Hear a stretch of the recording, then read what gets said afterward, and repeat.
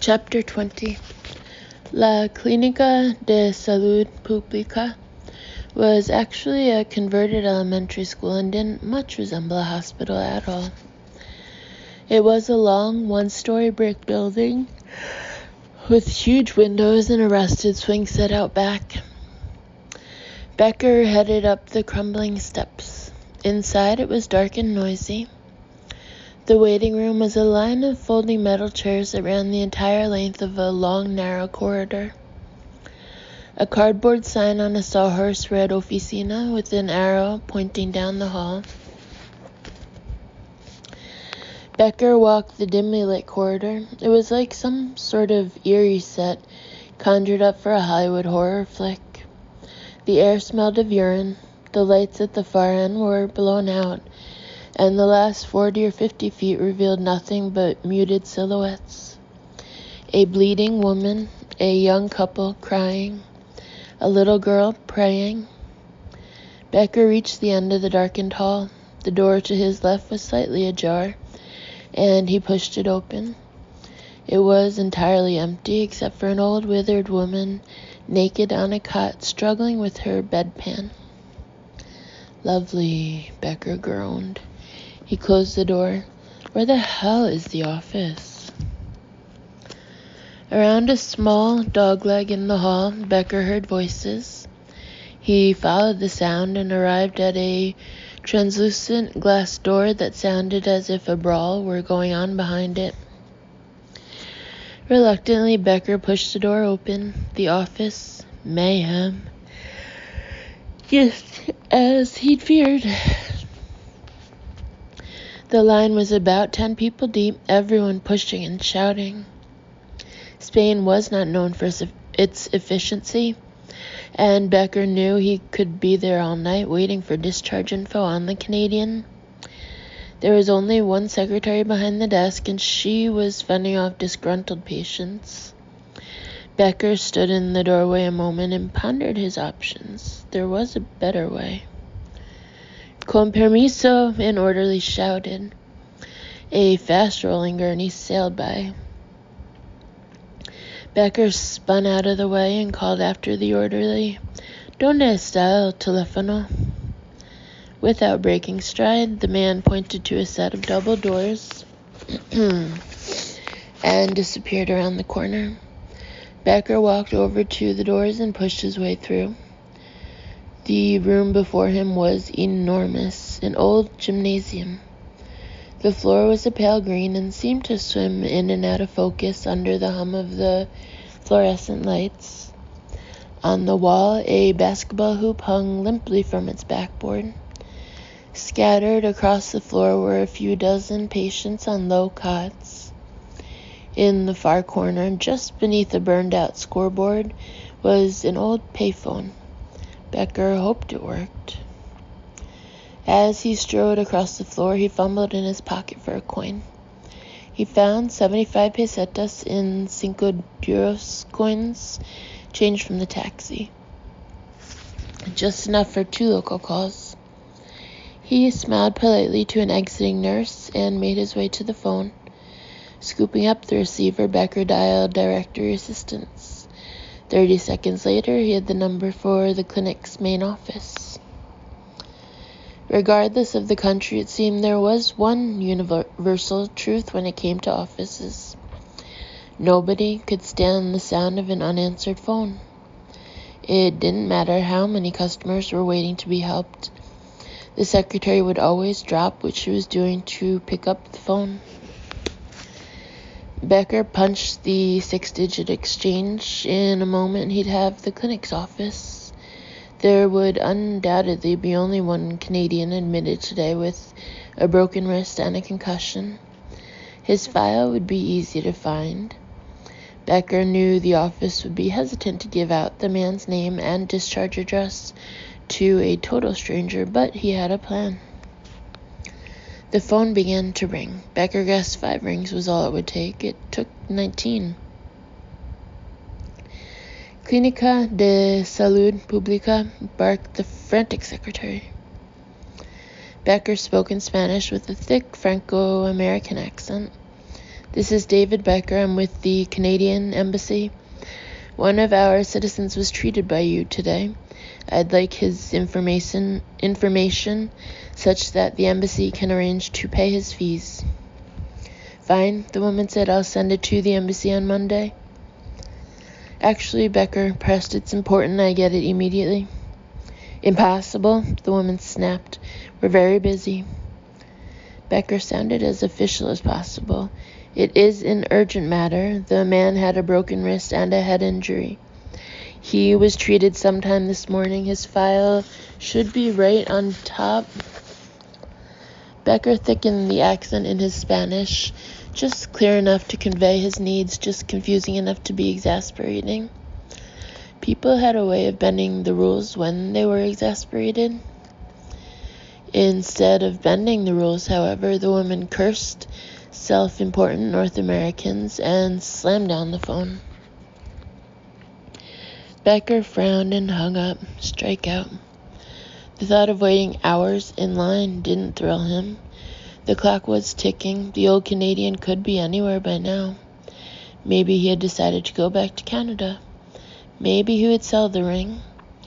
Becker didn't have hours to wait in line. With renewed determination, Becker snatched up the receiver and redialed. He pressed the phone to his ear and leaned back against the wall. It began to ring. Becker gazed out into the room. 1 ring, 2 rings, 3. A sudden surge of adrenaline coursed through his body. Becker wheeled and slammed the receiver back down into its cradle. Then he turned and stared back into the room in stunned silence. There on a cot directly in front of him, propped up on a pile of old pillows, lay an elderly man with a clean white cast on his right wrist.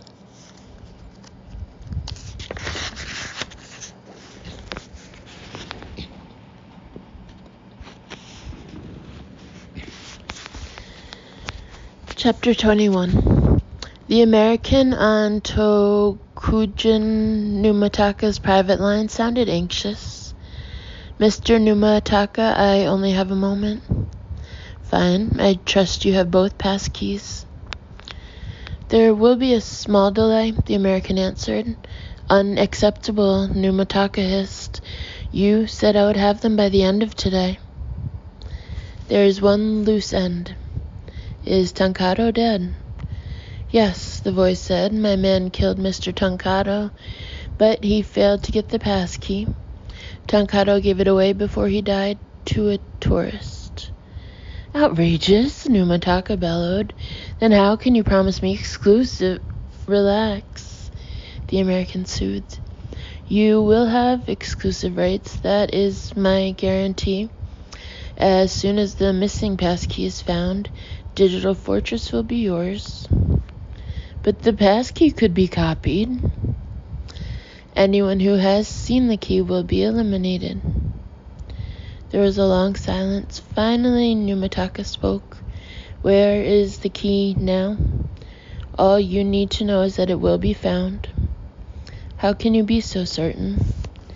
Because I am not the only one looking for it. American intelligence has caught wind of the missing key.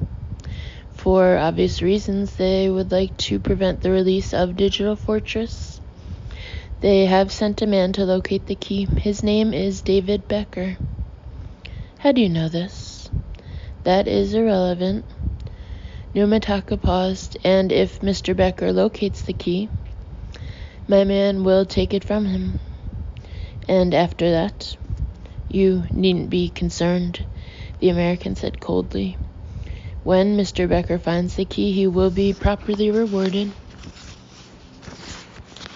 Chapter 22. David Becker strode over and stared down at the old man asleep on the cot. The man's right wrist was wrapped in a cast. He was between 60 and 70 years old. His snow-white hair was parted neatly to the side, and in the center of his forehead was a deep purple welt that spread down into his right eye. A little bump, he thought, recalling the lieutenant's words. Becker checked the man's fingers. There was no gold ring anywhere. Becker reached down and touched the man's arm. "Sir?" He shook him lightly. "Excuse me, sir?" The man didn't move. Becker tried again, a little louder. "Sir?" The man stirred. Something in French. He slowly opened his eyes and focused on Becker. He scowled at having been disturbed. French. Yes, Becker thought. A French Canadian. Becker smiled down at him. "Do you have a moment?" Although Becker's French was perfect, he spoke in what he hoped would be the man's weaker language, English. Convincing a total stranger to hand over a gold ring might be a little tricky. Becker figured he could use any edge he could get. There was a long silence as the man got his bearings. He surveyed his surroundings and lifted a long finger to smooth his limp white mustache. Finally he spoke. "What do you want?" His English carried a thin nasal accent. "Sir," Becker said, overpronouncing his words as if speaking to a deaf person, "I need to ask you a few questions." The man glared up at him with a strange look on his face. "Do you have some sort of problem?" Becker frowned. The man's English was impeccable. He immediately lost the condescending tone. "I'm sorry to bother you, sir, but were you by any chance at the Plaza de España today?"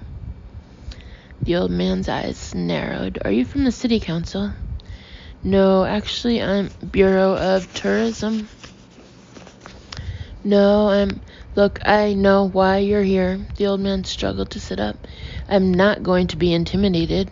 If I've said it once, I've said it 1,000 times. Pierre Clochard writes the world the way he lives the world. Some of your corporate guidebooks might sweep this under the table for a free night on the town, but the Montreal Times is not for hire. I refuse." "I'm sorry, sir, I don't think you French. I understand perfectly." He wagged a bony finger at Becker, and his voice echoed through the gymnasium. "You're not the first. They tried the same thing at the Moulin Rouge, Brown's Palace, and the Golfino in Lagos. But what went to press? The truth. The worst Wellington I've ever eaten, the filthiest tub I've ever seen, and the rockiest beach I've ever walked. My readers expect no less." Patients on nearby cots began sitting up to see what was going on. Becker looked around nervously for a nurse. The last thing he needed was to get kicked out. Clochard was raging. "That miserable excuse for a police officer works for your city. He made me get on his motorcycle. Look at me." He tried to lift his wrist. "Now, who's going to write my column?" "Sir, I've never been so uncomfortable in my 43 years of travel. Look at this place. You know, my column is syndicated in over—" "Sir!" Becker held up both hands, urgently signaling truce. "I'm not interested in your column. I'm from the Canadian consulate. I'm here to make sure you're okay." Suddenly there was a dead quiet in the gymnasium. The old man looked up from his bed and eyed the intruder suspiciously. Becker ventured on in almost a whisper. "I'm here to see if there's anything I can do to help." "Like bring you a cup of Valium." After a long pause, the Canadian spoke. "The consulate?" His tone softened considerably. Becker nodded. "So you're not here about my column?" "No, sir." It was as if a giant bubble had burst for Pierre Clochard.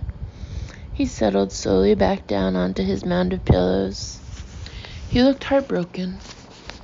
"I thought you were from the city, trying to get me to—" He faded off and then looked up. "If it's not about my column, then why are you here?" It was a good question, Becker thought, picturing the Smoky Mountains. "Just an informal diplomatic courtesy," he lied. The man looked surprised. "A diplomatic courtesy?" "Yes, sir. As I'm sure a man of your stature is well aware, the Canadian government works hard to protect its countrymen from the indignities suffered in these, shall we say, less refined countries. Couchard's thin lips parted in a knowing smile. But, of course, how pleasant. You are a Canadian citizen, aren't you? Yes, of course. How silly of me. Please forgive me. Someone in my position is often approached with, well, you understand. Yes, Mr. Couchard, I certainly do. The price one pays for celebrity.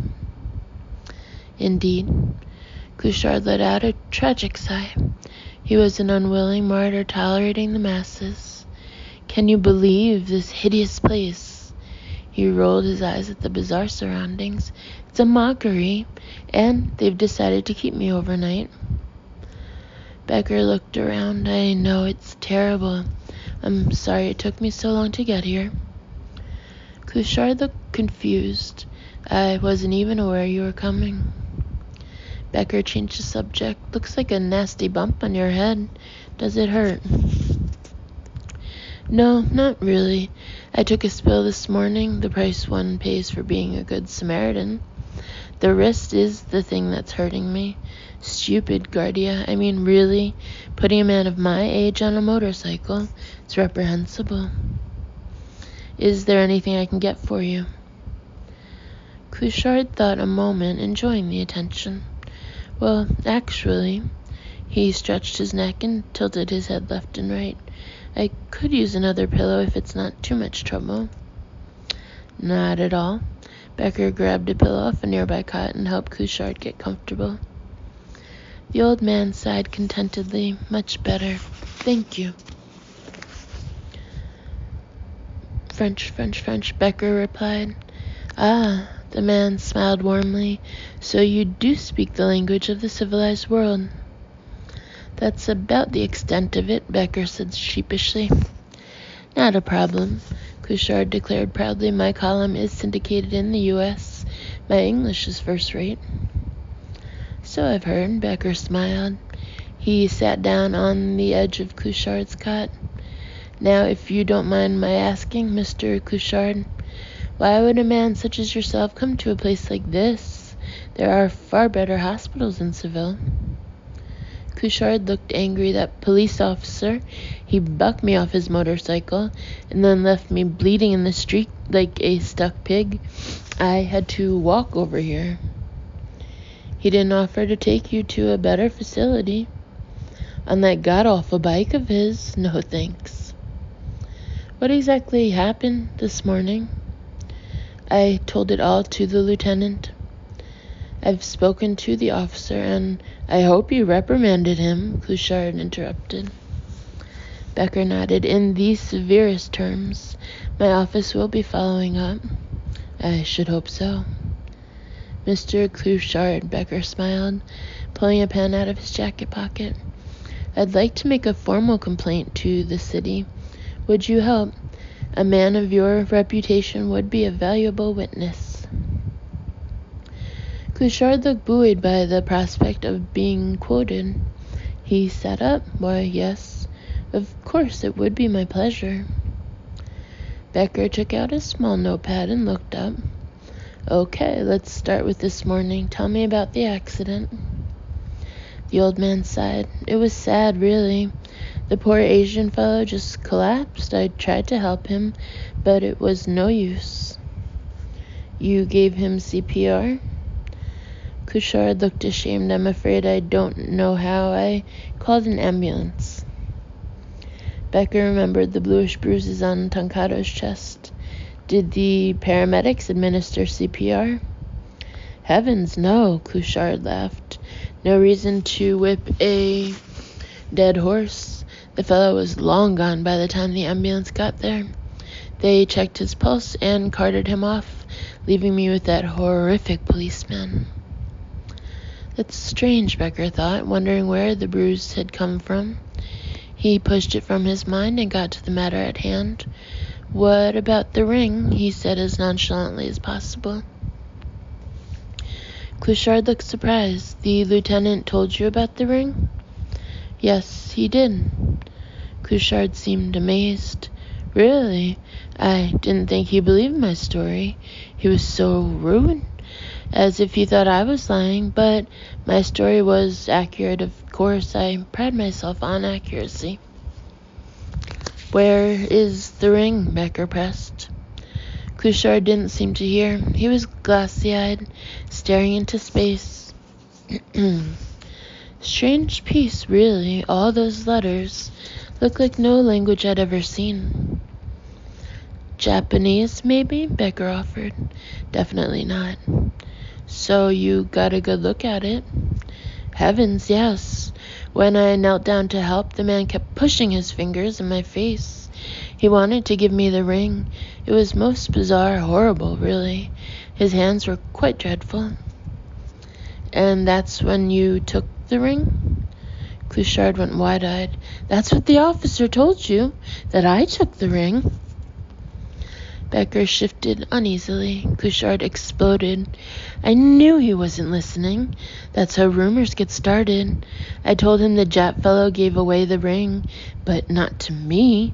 There's no way I would take anything from a dying man. My heavens, the thought of it. Becker sensed trouble. So you don't have the ring? Heavens, no. A dull ache crept through the pit of his stomach. Then who has it? Couchard glared at Becker indignantly. The German has it. Becker felt like the floor had been pulled out from under him. German? What German?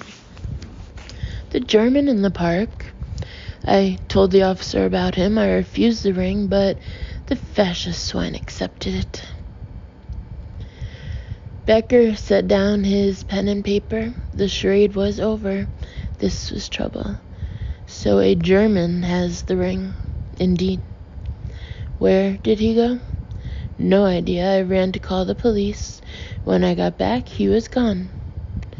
Do you know who he was? Some tourist. Are you sure? My life is tourists. Couchard snapped. I know one when I see one. He and his lady friend were out strolling the park. Becker was more and more confused every moment. Lady friend?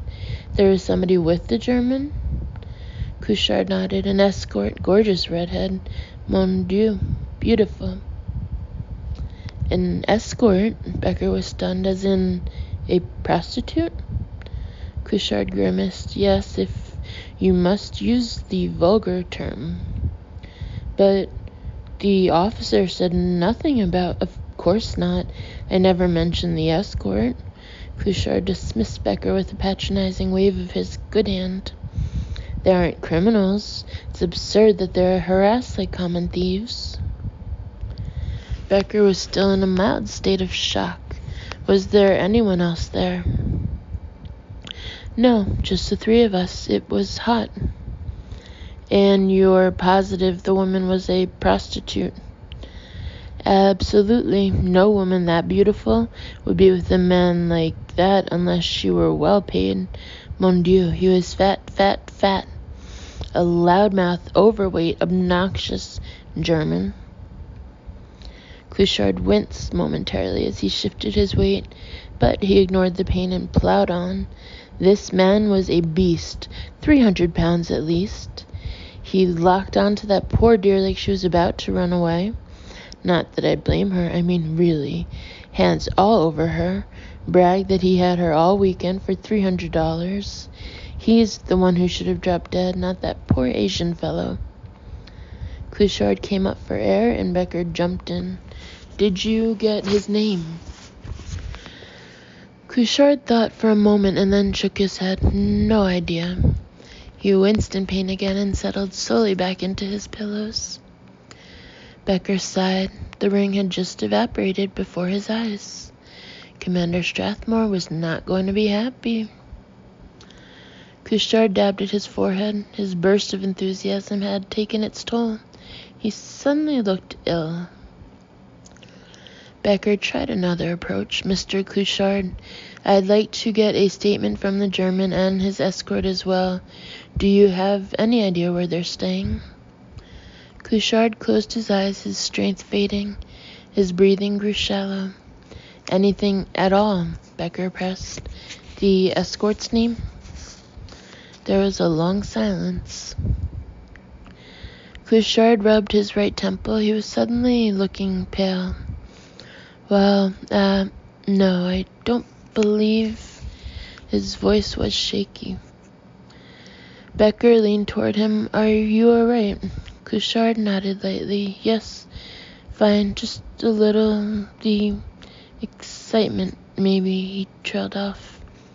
Think, Mr. Couchard? Becker urged quietly. It's important. Couchard winced.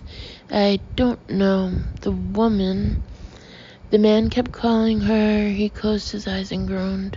What was her name? I really don't recall. Couchard was fading fast. Think, Becker prodded. It's important that the consular file be as complete as possible. I'll need to support your story with statements from the other witnesses. Any information you can give me to help locate them, but... Couchard was not listening. He was dabbing his forehead with the sheet. I'm sorry. Perhaps tomorrow. He looked nauseated.